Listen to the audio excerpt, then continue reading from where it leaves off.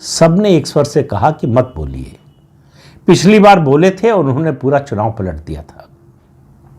उस समय भारतीय जनता पार्टी का कैडर, नेता सब बड़े हताश और निराश थे 2024 का लोकसभा चुनाव का जो नतीजा आया था उसके कारण। सुन लिया अमित शाह ने, और उसके बाद जो है उसी दिन रैली थी उनकी, पब्लिक मीटिंग थी, उसमें गए और जमकर शरद पवार पर बरसे।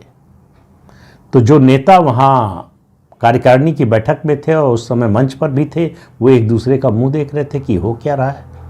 लेकिन उस रैली के बाद, अमित शाह के उस भाषण के बाद जो उत्साह, जो जोश भाजपा के कार्यकर्ताओं में आया वो बिल्कुल अभूतपूर्व था। उसी ने चुनाव पूरा बदल दिया। बाकी मेहनत तो निश्चित रूप से नेताओं ने की, खासतौर से दो लोग जो प्रभारी बनाकर भेजे गए थे, अश्विनी वैष्णव और भूपेंद्र यादव।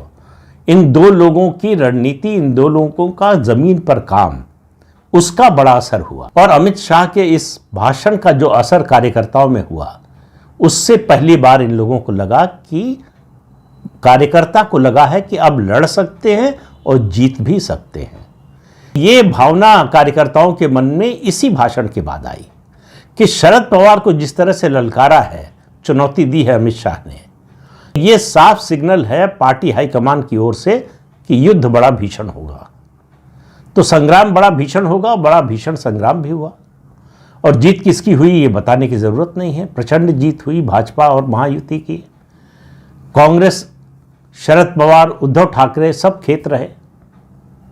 तो उसके बाद से राजनीति बदली। अब आप शरद पवार को देखिए, कोई और नेता होता तो क्या करता?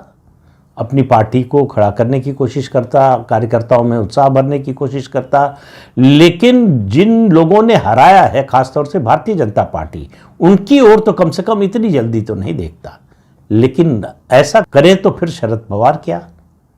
शरद पवार पहुंच गए अभी कुछ दिन पहले प्रधानमंत्री नरेंद्र मोदी के पास। बहाना क्या बनाया? महाराष्ट्र के अनार उत्पादकों का एक डेलीगेशन लेकर पहुंच गए। जरूरत क्या थी? क्या चाहते थे?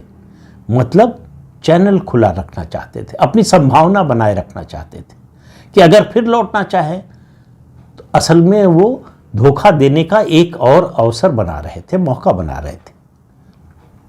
फिर दूसरा काम किया उन्होंने देखा इसका असर नहीं हो रहा। उसके बाद अमित शाह ने जिस तरह का हमला किया और उनको कहा कि उनकी धोखे की राजनीति खत्म हो गई, तो उससे और बिलबिलाए।